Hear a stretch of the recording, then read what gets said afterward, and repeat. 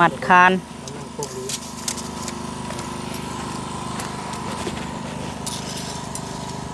สั่งเราเพิ่นว่าให้สั่งทอห้องน้ำมาเลยเพิ่นว่าคือสิจวดแท้นี่เนาะสั่งเรานี่โอ้เพิ่นลงให้แล้วพี่น้องเอ้ยเนาะนี่เดินเข้าเฮือนกับซีซ้ายต่อมากับซีซ้ายนี่เพิ่นลงไว้กงเตอร์เลยพี่น้องเอ้ยเวียกของเพิ่นเนาะเวียกจำนวนนี้มาว่าสิจ่ายเงินผัดให้จักไปใส่เลยพี่น้องเอ้ยหรือว่าเพิ่นสิเอาว่าเดียวมื้ออื่นเลยบ่หรือว่าจังใดเนาะว่าจะทั้งดินบล็อกแล้วดินบล็อกเอาคือมีอยู่ดินบล็อกฮะแต่ว่าจะอาจจะบ่ใส่โลดก็ได้ดินบล็อกแล้วก็สร้างฝีมือคักกะเวียกงานเฮากะดำเนินการพี่น้องเอ้ยแต่ก็บ่ได้เล็งเพิ่นดอกเนาะเพิ่นกะคือว่าแหละเป็นสร้างกะแล้วเฮ็ดไปกะแล้วไว้พี่น้องเอ้ยไปหับเฮ็ดบนใหม่ตั้งเสาจังได๋ก็ขอบุญขอบคุณเนาะทางแม่บิ่งกับพ่อเพชรพี่น้องเอ้ยเพิ่นให้ลูกตั้งแต่มื้อก่อนพุ่นแหละเนาะให้100 ดอนพี่น้องเอ้ยตั้งแต่พร้อมกับวันทองพุ่นแหละเนาะเงินทุกกีบทุกบาทที่ว่าแม่ให้ลูกเนาะลูกกะใส่ใจสิ่งที่จำเป็นแม่เอ้ยเฮือนซ่านนี่แหละลูกก็ซื้อจำเงินเฮาพอเนาะพี่ก็ขุดลองคาน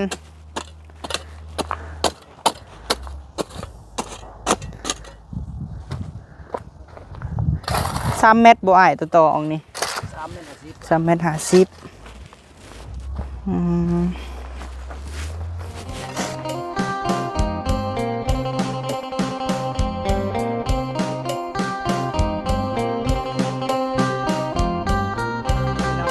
พบพ่อกันอีกแล้วพี่น้องเอ้ยเฮือนซานพ่อกับแม่นี่เล็กเส้นบักใหญ่หนึ่งเนาะโอ้โธ่กินข้าวแล้วบ่สั่งวันทองนี่เนาะ มัดเล็กโดยมาโธ่เป็นกรรมกรแล้วบาทนี่เล็กบักใหญ่เนาะบ่าวพอมีสั่งมาพี่น้องเอ้ยให้มันสมส่วนกับเพื่อนเนาะวันทองเงินยังล้างบักใหญ่เล็กก็ต้องเล็กซิปใหญ่มันลื่นกันโบลายเนาะสร้างเขียวก็เลยว่าเอาไปเล็กซิปใหญ่เลยพี่น้องลื่นกันดำซิป20,000 นึงมัดคาน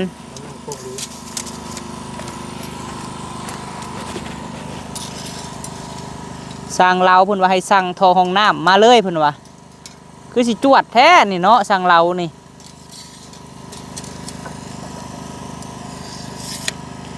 มัดเล็กเทคาน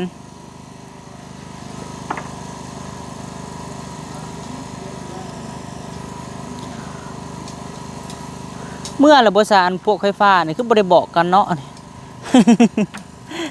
เมื่ออะไรได้ยินเพิ่นว่ามื้ออื่นบ่วันทองเพิ่นให้ค่อยไปซื้อรายการอันนั้นที่ว่าตัวค่อยบอกเจ้าหั่นเด้แล้วได้พี่น้องเอ้ยโอ้เนาะบ่เห็นซ้ำบาดนี่มามั่วแต่เห็ดกินในสั่งรถพี่น้องเอ้ยเข้าใส่แล้วเลยมีแต่ตัวต่อเข่าเฮือนอันเป็นตู้ค้ำหั่นแหละเนาะอันนี้ค่ะไอ้ที่ให้เพิ่นน้ำลังซะ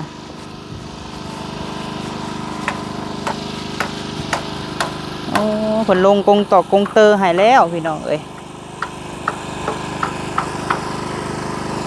กำลังสั่งท่อห้องน้ำมาให้สั่งเราเอ้ยสั่งท่อห้องน้ำมาให้วะฮะบอกให้เขียนกันยังบอกเขียนมาให้อยู่เขียนมาไว้ในเซตก็ได้ฮะเดี๋ยวสิบอกเขาจังหน่อยเพราะแล้วเขามาคันโบคำจังหน่อยเขียนรายการที่ว่าเจ้าชิซื้อนะ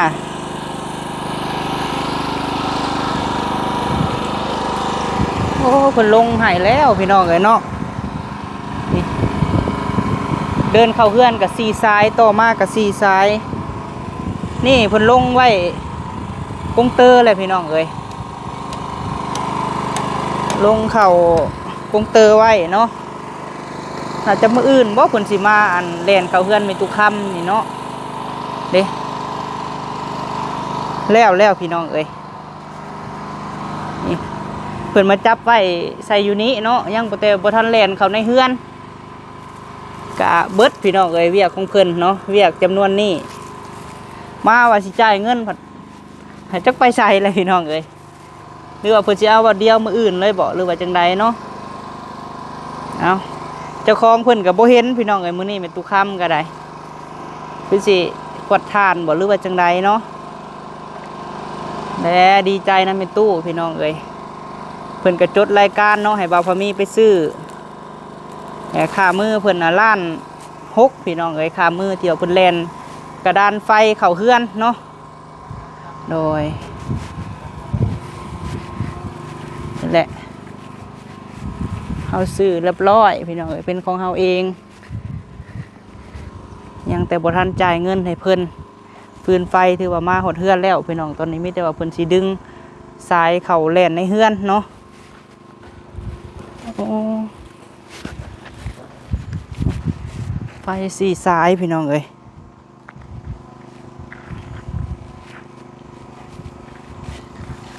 คือมืดแท้กล้องบ่าวพะมีเนาะเอาช่วงนี้ก็เห็นบ่าวพะมีถ่ายคลิปแถวนี้คือเก่าเด้อพี่น้องเด้อป้าลุงเอ้ยฝากเป็นกำลังใจให้ลูกชายผู้นี้แน่เนาะคลิปหนึ่งให้ถ่ายได้3 คลิปพี่น้องเอ้ยคลิปหนึ่ง3-4 พันวิวก็เอาดอกพี่น้องเอ้ย นี่แหละได้ไฟแล้วไม่ตู้บัดนี้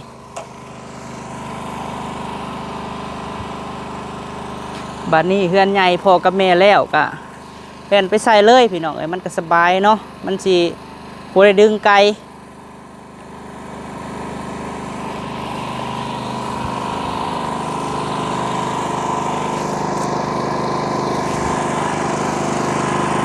สิได้ยินแต่เสียงจักรปั่นไฟแล้วพี่น้องเอ้ย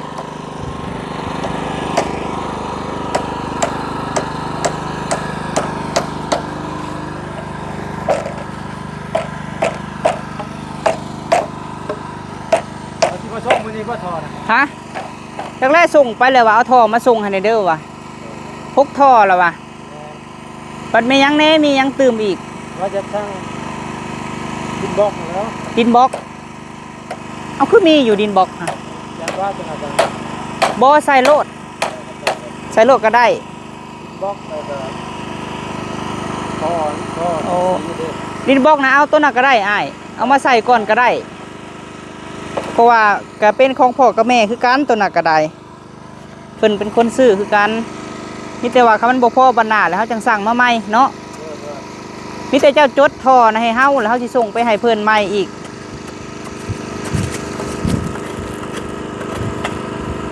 จวดขนาดสั่งสิเท่เลยบ่นี่ฮะ ป้าโธ่เนาะจวดขนาดจนจอยพี่น้องเอ้ยบุกเวียกลายสั่งเราก็ได้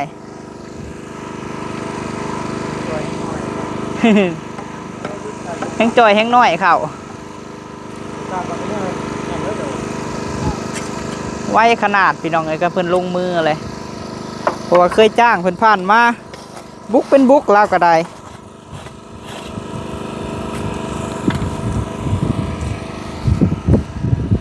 ทางพี่ก็มัดเล็กทางพี่ก็ได้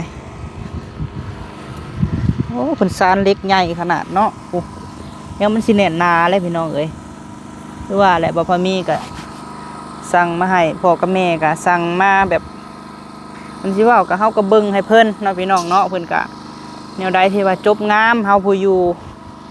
พี่ก็ใกล้ชิดแน่พ่อกับแม่ว่าเบิ่งให้แนวใดมันจบงามเพิ่นก็ว่า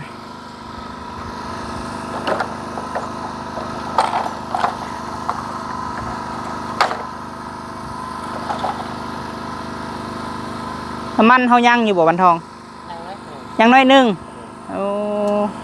ให้จังออกไปซื้อไฟหาได้แล้ววันทองเอ้ยทอแต่ว่าเพิ่นมื้ออื่นน่าจะเพิ่นเข้ามาแล่นฟืนแล่นไฟแล้วเฮาก็ไปต่อมาใช้งานเลยหั่นนะพอเพิ่นแล่นเข้าเฮือนเลยวันนี้วันทองก็สินอนพี่แล้วเนาะคันสั่งเครื่องมาจังหน่อยนี่เนาะ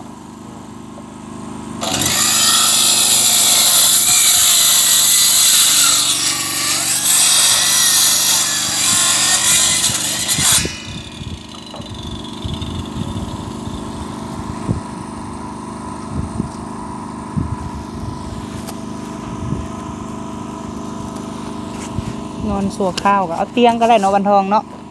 เตียงมาใส่ขุดลักเสาแล้วก็เฮ็ดบนนอนพี่น้องเอ้ยเฝ้าเครื่องเฝ้าคองไม้ก็เบิด14 ล้านปลายก็งามได้พี่น้องเอ้ยพอไปเลือกเอาเองกับสั่งเรานี่เนาะไม้ก็มีแต่ไม้คักๆเลย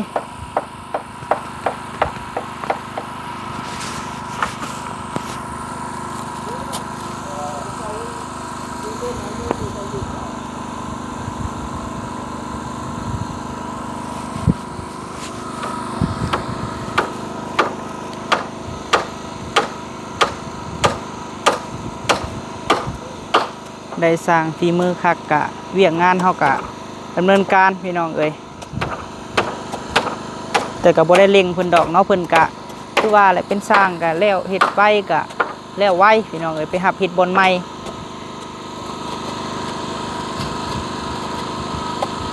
ตอนนี้เพิ่นกำลังเฮ็ดแบบเนาะเฮ็ดแบบสิเทคานพี่น้องเอ้ย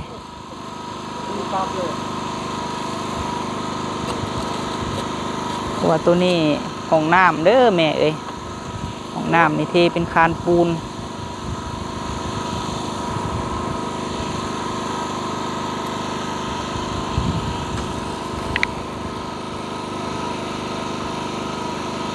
เพื่อนเพิ่นก็กว้างได้พี่น้องเอ้ยเพื่อนแม่ก็พอเนาะเพราะว่าทั้งทึงนี่2 ห้องนอน1 ห้องน้ำทั้งลุ่มกะ1 ห้องนอน1 ห้องครัว1 ห้องน้ำพี่น้องเอ้ย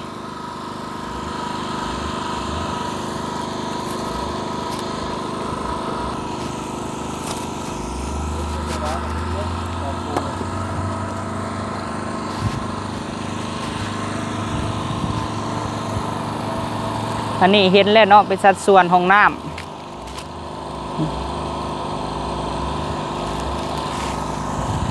คือว่าบ่ต่ำเกินแล้วก็บ่สูงเนาะพอดีงามพี่น้องเอ้ยสไตล์บ้านสวน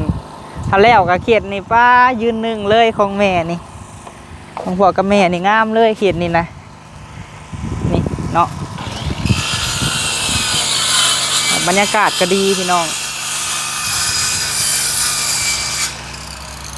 แต่ได้ยินแว่วๆเนาะเพราะว่าเราว่าตกแรงพี่น้องเอ้ยหรือว่าเดือน4 เดือน5ทางนี้ทางข้างเฮือนพ่อกับแม่นี่เพิ่นว่าสิบุกเบิกเพิ่นว่าให้กับฟังเบิ่งเนาะได้ยินเพิ่นเว้าสิบุกเบิกแต่กันพ่อกับแม่เพิ่นเอาต่อนี่ก็เพิ่นพอดีงามเลยเป็นบ้านสวนนี่เนาะเฮาก็เห็นเป็นสัดส่วนแล้วห้องน้ำห้องในตอนนี้มันสร้างก็โอ้เล่งมือขนาดพี่น้องเลยโดยป้าซะเนาะบ่าวพมีสิพาไปเบิ่งเฮือนบ่าวพมีก่อนพี่น้องเอ้ยทั้งพุ่นกับทั้งสร้างรถเนาะไอ้รถเพิ่นมาตั้งเสาพี่น้องเอ้ยใกล้กันพอได้ย่างหยดแจดไปเนาะพอได้ย่างไปหากันมันใกล้กันไปถ่ายพุ่นแน่มาถ่ายพี่แน่เนาะใกล้กันพี่น้องเอ้ย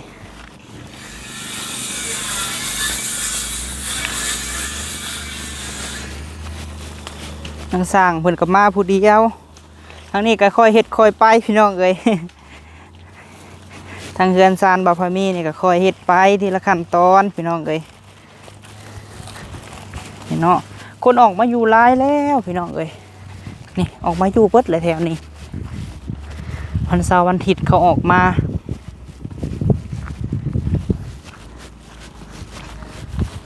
แต่เพิ่นปลูกก้อนไม้พี่น้องเอ้ยแต่บ่าวพามีคิดว่าดินจัดสรรแบบซี่หั่นกับดินหอมๆบ่เป็นตาปลูกเพราะว่ายันใบไม้น่ะมันตกใส่ดินเพิ่นเนาะแล้วพี่น้องเอ้ยเฮือนซานบ่าวพามีก็ใกล้กันกับพ่อกับแม่เนาะกับแม่บิ่งพ่อเพชร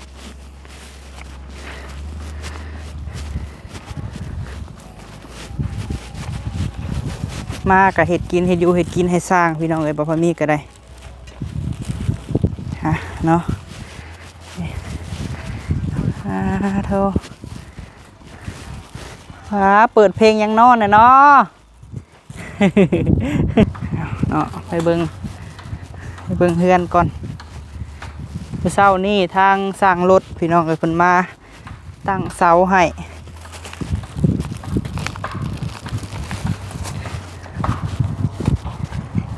เนาะนี่ต่อเรือนครัวกับห้องน้ำออกมาพี่น้องเอ้ยตั้งเสาจังได๋ก็ขอบคุญขอบคุณเนาะทางแม่บิ้งกับพ่อเพชรพี่น้องเอ้ยเพิ่น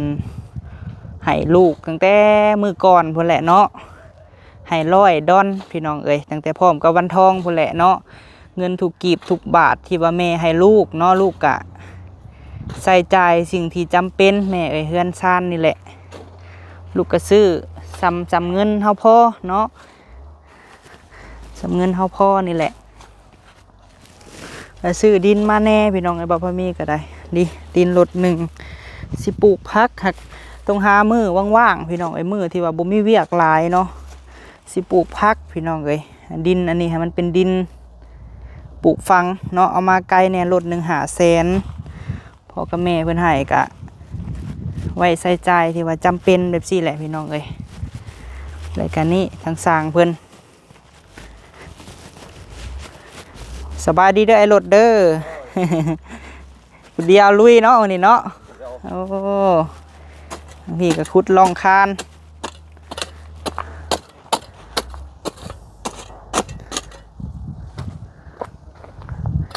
3 เมตรบ่อ้ายต่อออกนี่3 เมตร 503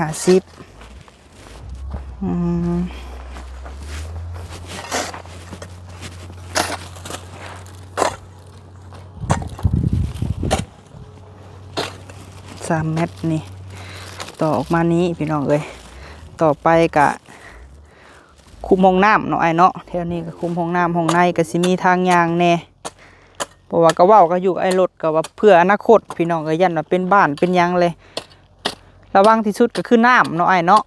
น้ำแบบน้ำอาบในพี่น้องเอ้ยอย่ามันไหลสิดินเขาเพราะว่ามันเป็นบ้านจัดสรร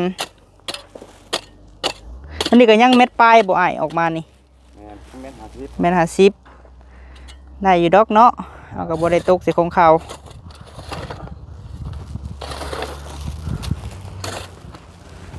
ประมาณจักรถนี่อ้ายสมมุติเอาดินเข้าโดย4 รถบ่รถ1 350,000เนาะ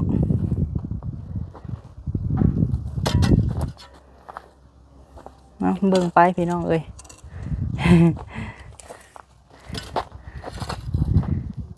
ให้มันลื่นอันเฮือนใหญ่ลงมาน้ำแม่นบ่โดยต่ำเพื่อนใหญ่เท่าที่ค่าแล้วก็อยู่ประมาณนี้โอ้ก่อขึ้น2 ก้อนโดย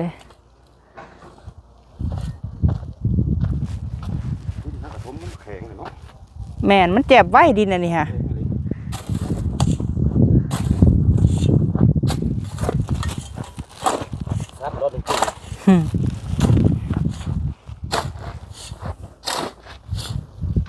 อันนี้เพิ่นตั้งแล้วพี่น้องไอ้เสา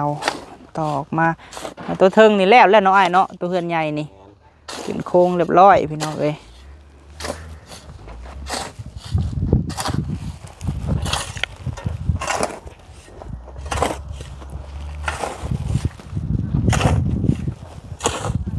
แข็งจนแตกตามเขียบ มันแข็ง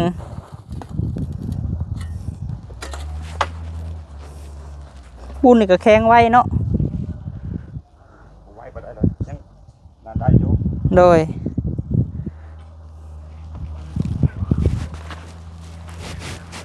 ตัวเทิงนี่ก็แล้วพี่น้องเอ้ยเอาเนาะอัปเดตให้เบิ่งนำกันป่าลุงเอ้ยพอสิได้ย่างไปทางนั้นทางนี้แน่เนาะ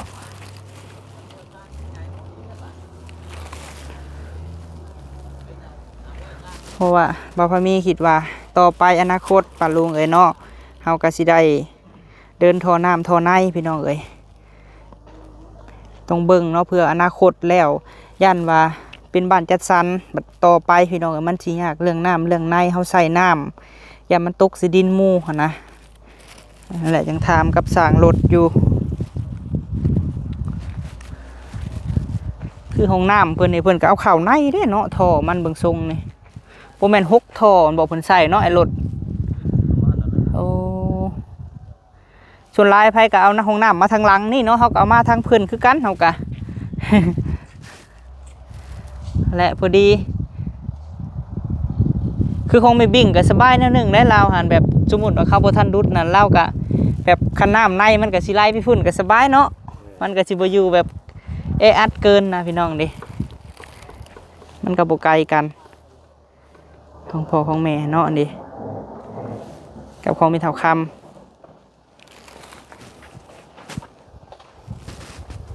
มันก็ใกล้ทางพี่น้องเอ้ยมากับบ่ไกล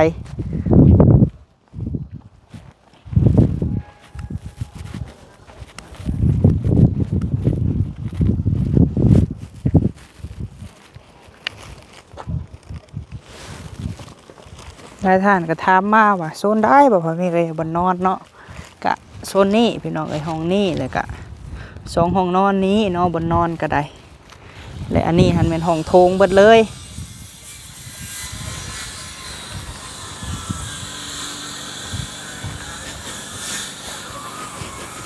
แต่ว่าเพิ่นมุงออกมาเนาะเพิ่นมุงออกมาเพิ่นก็สิมุงแบบคนละพักพี่น้องเอ้ยกับเพื่อนใหญ่เนาะมุงมาแบบซี่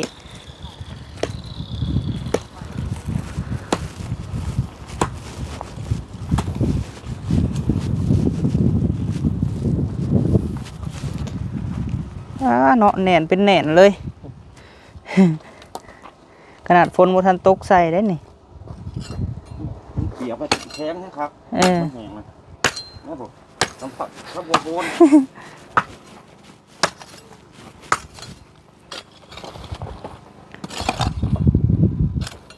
มันมาน้ำผัดแล้วคือเฮาเฮ็ดแล้วนะส่วนเฮาเฮ็ดซ้ำดำเข่าใส่ได้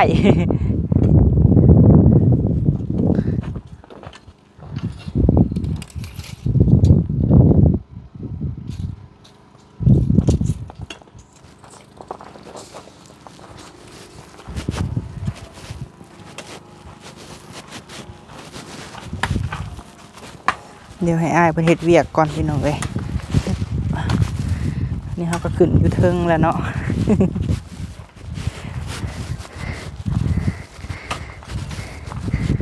อันนี้ทั้งสร้างเพิ่นว่าสิมาอีกเทื่อนึงพี่น้องเอ้ยเพราะว่าอ้ายไอ้รถเพิ่นเป็นสร้างเนาะแล้วก็สิได้ขุดลงเพิ่นว่าพี่น้องเอ้ยขุดลงหน่อยนึงเพราะว่าเฮาต้องเอาทรายปกเนาะแล้วก็มาจักเทื่อจักใดแล้วก็แจ็บเลยพี่น้องเอ้ยเพราะว่าเฮามาก็หลายมื้อแล้ว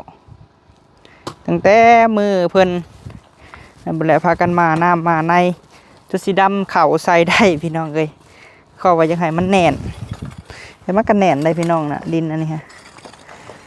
แน่นแจ็บเลย